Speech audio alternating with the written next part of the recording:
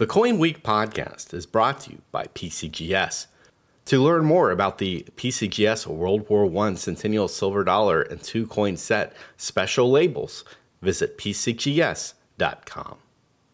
This week on the CoinWeek Podcast, we go back to 1975 and 1976 to take an in-depth look at the half-dollar and dollar coins struck to celebrate the nation's bicentennial.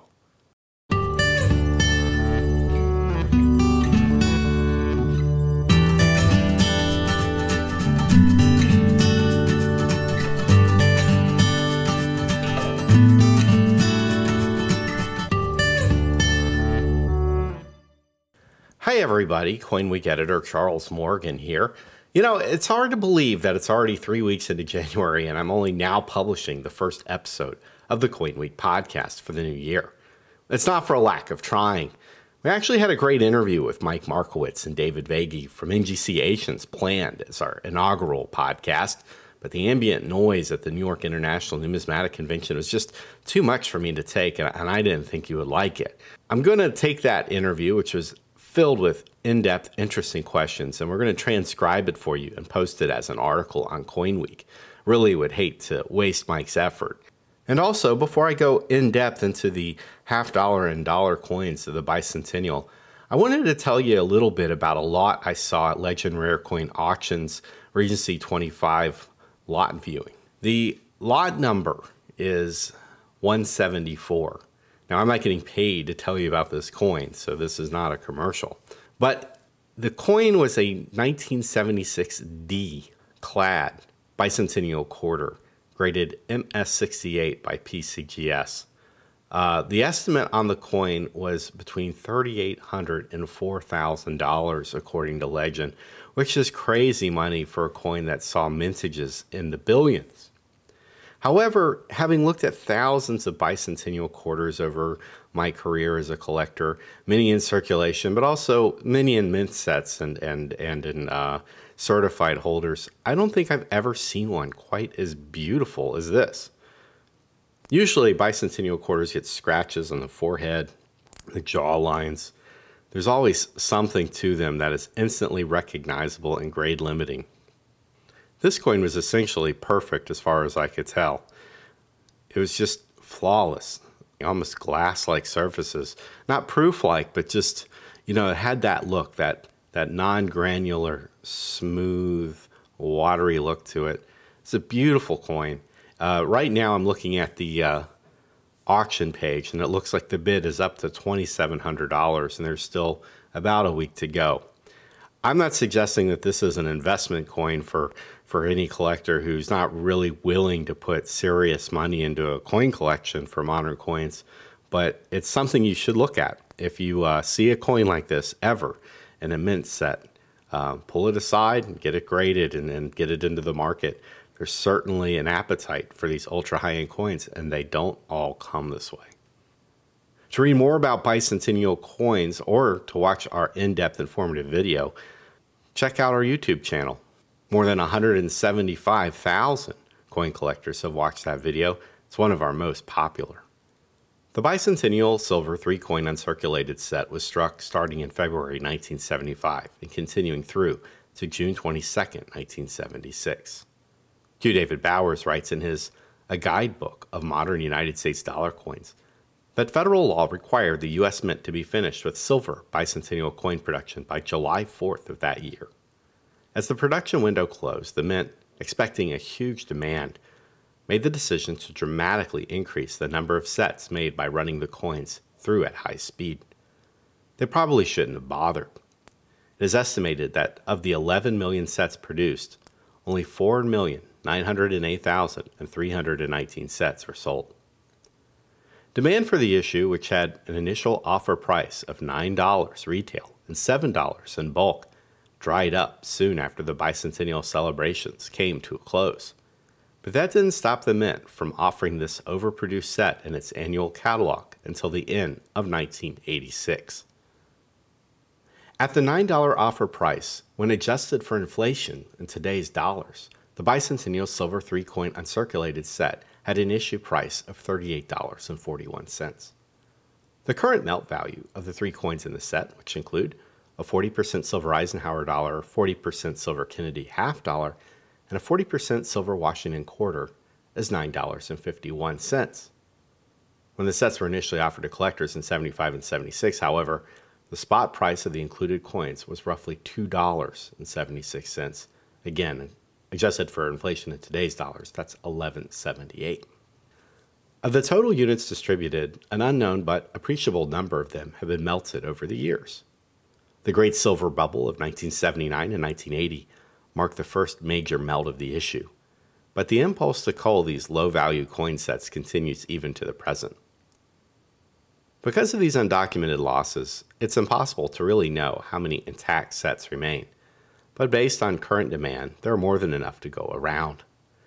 Judging by a quick survey of prices paid and realized on eBay for the sets over the past month, it seems that collectors are willing to pay between $12 and $18 for the sets, with the typical price falling somewhere in the $13 to $14 range. Increasingly, this price is down more than 30% since the last time we studied the average price realized for the set in 2015. There are two types of collector demand for modern coins. Demand for raw coins, which are, coins as issued, and demand for certified coins, or coins graded by a third-party service like NGC or PCGS.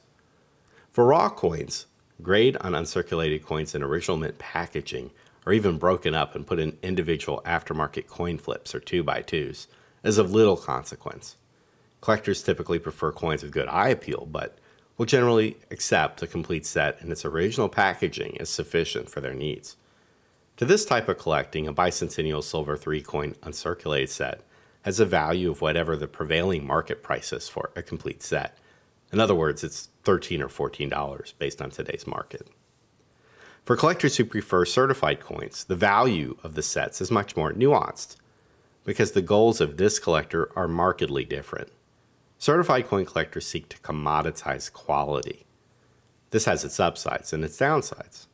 For scarce material, grade becomes important because coins can be more easily categorized and ranked in specialist censuses. When there are 8 or 10 known examples of an issue in mint state, for instance, it is important for dealers, the market, and collectors to create order. That way, when the finest or second finest known example of a coin that is rare in mint state comes to market, it can be appropriately cataloged, advertised, and considered. The ability to create order is never rock solid. Grade is always a compromise and is imperfect by nature due to many factors. It's imperfect because experts often disagree. It's imperfect because the market has a built-in incentive to obfuscate in order to achieve better outcomes for sellers. And it's imperfect also because the services have no way of knowing what happens to the coins they grade after they return them to the submitter. In other words, a third-party grading company's population census is about as clunky as a county voter roll. You don't know who died, which coins were cracked out, and you don't know who moved, which coins were crossed over or upgraded. So it goes without saying that even in discrete populations, over-reliance on population census data may result in bad analysis and poor purchasing decisions. For larger populations, additional consideration is required but seldom brought to bear. Has grading been consistent throughout the entire population? Have grading standards evolved over time? Is there sufficient market to sustain tiered pricing premiums for all grades throughout the spectrum? How many collectors exist or can potentially exist in the market when it comes to the highest priced grades? How many additional high-grade pieces can be made before the current pricing level recedes? And how many collectors exist or potentially exist in the next grade down, and so on and so forth. For as hard as it is to maintain some semblance of market stability when it comes to rare coins, it's even harder to maintain stability when it comes to conditionally rare coins and issues that are not rare at all. Such is the case with modern certified coins, and coins taken from sets such as the Bicentennial Silver Uncirculated coin set. These are especially ripe for what we call market exploitation. Due to the low price of the sets, dealers, or even collectors, can acquire sets in large volumes, cherry-pick for quality, and add significantly to the population census. With minimum grading, where the service agrees not to grade or charge for coins that fall below a certain designated grade, the census reports skew towards the high-quality coins, which in essence increases the terminal grade, which is the lowest grade that a certified coin can have and still be profitable to the submitter. And this diminishes the value of all the coins above and below. The terminal grade for each of the coins in the silver 3-coin Bicentennial set is the same, MS67. In 2015, the PCGS top population for the coins in the set were 462 pieces in MS68 of the 1976S Eisenhower dollar, 1 MS69 1976 Kennedy half dollar, and 2 MS69 1976 Washington quarters. Today, PCGS top populations stand at 875 MS68 dollars, an 89% increase, no change at the top for the Kennedy half dollar, and 3 MS69 Washington quarters, a 50% increase, but that's almost meaningless since it refers to just one additional coin. When we compiled our initial data in 2015, we did not include NGC populations, so we cannot show growth. But today the service population census indicates 97 MS68 dollars, 24 MS68 half dollars, and 1 MS69 quarter. When Q. David Bowers was writing modern United States dollar coins, I told him that the 1976S Eisenhower dollar is a coin that will generally grade out at MS67 when struck with care, and MS65 or MS66 when it is not. The slower, more careful run of coins is easily discerned by the look of the coin and the presence of a white stripe on the original package. Collectors looking for raw examples should avoid any set that does not have this white stripe, as it indicates that the coins are struck using the high-speed process. A 1976S Eisenhower dollar in MS68 is uncommon, but it's also a tricky grade. I consider it a grade within a grade, with both high-end and low-end examples. Some low-end specimens are undoubtedly overgraded MS67 coins, but others are likely technically correct with mediocre characteristics. A great 1976S, of which we've seen only a few, will have plus luster, a firm strike, from a die in an early die state, and minimal abrasions. The sparing use of design details on the obverse and reverse of these coins offer little in the way of abrasion protection. I once owned a 1976S Eisenhower dollar that I thought would grade MS69, but after repeated tries it was not meant to be. No coin at either service has broken out of the MS68 grade or earned an MS68 plus. A serious specialist will pay more for a premium MS68 than any price guide you've seen has indicated. The market has shown a willingness to pay between $300 and $350 for certain CAC certified examples, while your run-of-the-mill sight-unseen MS68 tends to bring between $200 and $250 against a PCGS CoinFacts price guide price of $325. A few years ago, a sight-unseen MS68 would likely trade for about $450.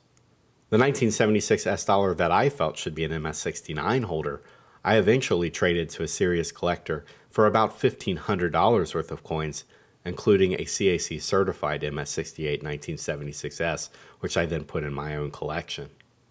The 1976S Eisenhower dollar in MS67 is more typical for the date. Here, the average market price hovers around $30 to $40.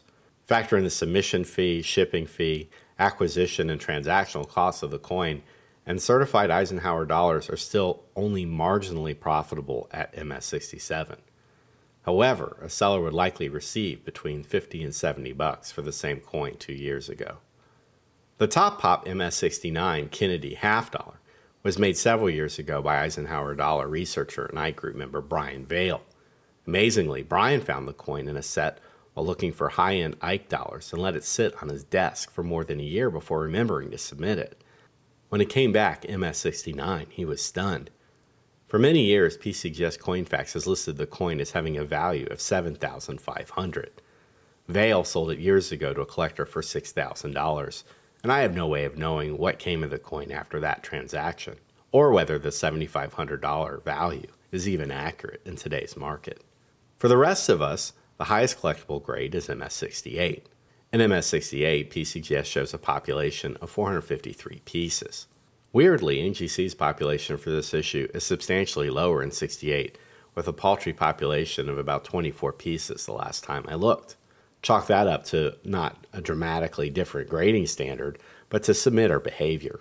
PCGS has certified over 6,000 1976 Kennedy half dollars, while NGC has lagged behind with under 2,000. 2 years ago, the typical price for a MS68 Kennedy half dollar was around $140. Recent pricing trends show a ridiculously wide variance of prices being paid for the coin, with some willing to pay buy it now prices as high as $100 or $150, but with auction prices realized falling in the range of $70 to $80. We've seen similar price variance in the American Silver Eagle market, where knowledge-agnostic buyers seem willing to pay exorbitant prices for coins that simultaneously sell for much, much less on the same day even, on the same sales platform. MS67 coins sell for between $15 and $25, making the coin virtually unprofitable for the submitter. A couple years ago, this was a $50 coin. For variety hunters, there's the double die obverse variety of the issue, FS101. It carries a significant premium in certified grades and is worth a look.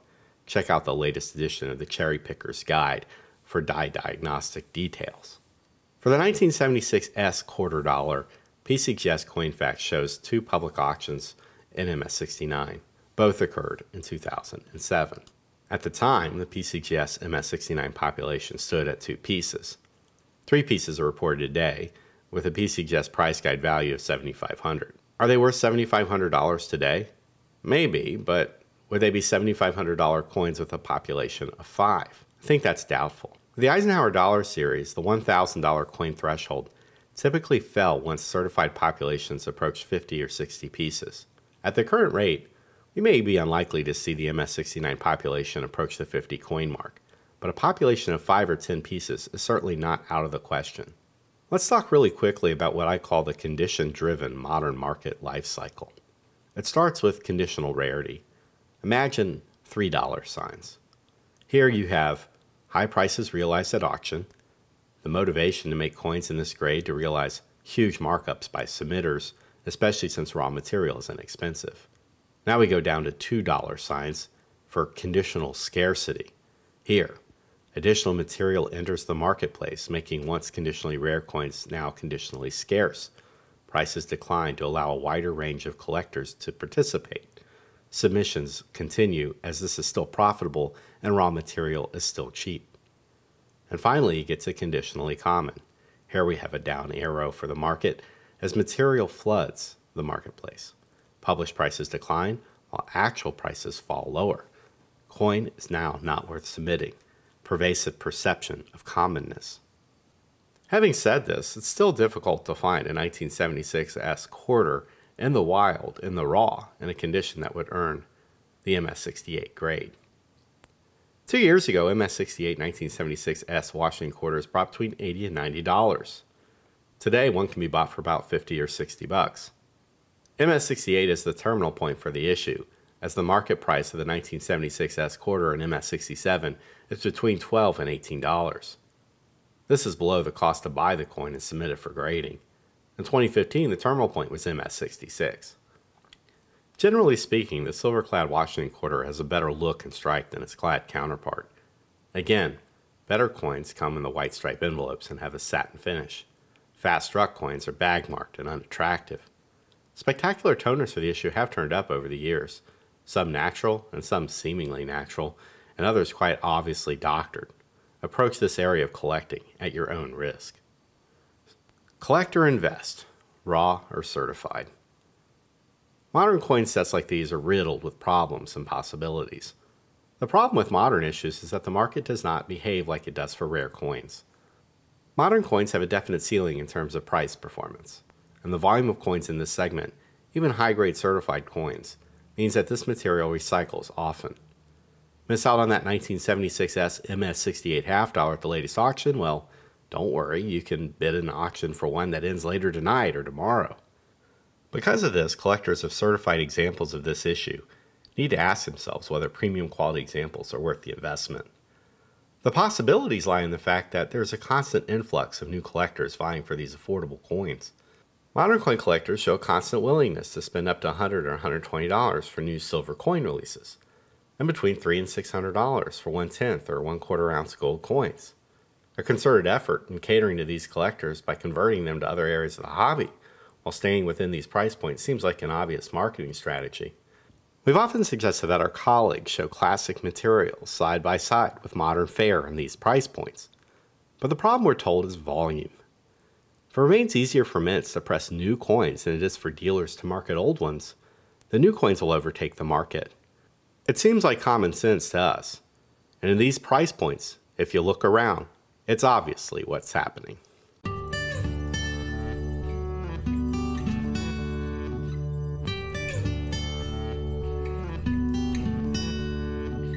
If you like this podcast, please share it with your friends. And remember, you can download all 80 plus episodes of the CoinWeek Podcast for free from the iTunes Store.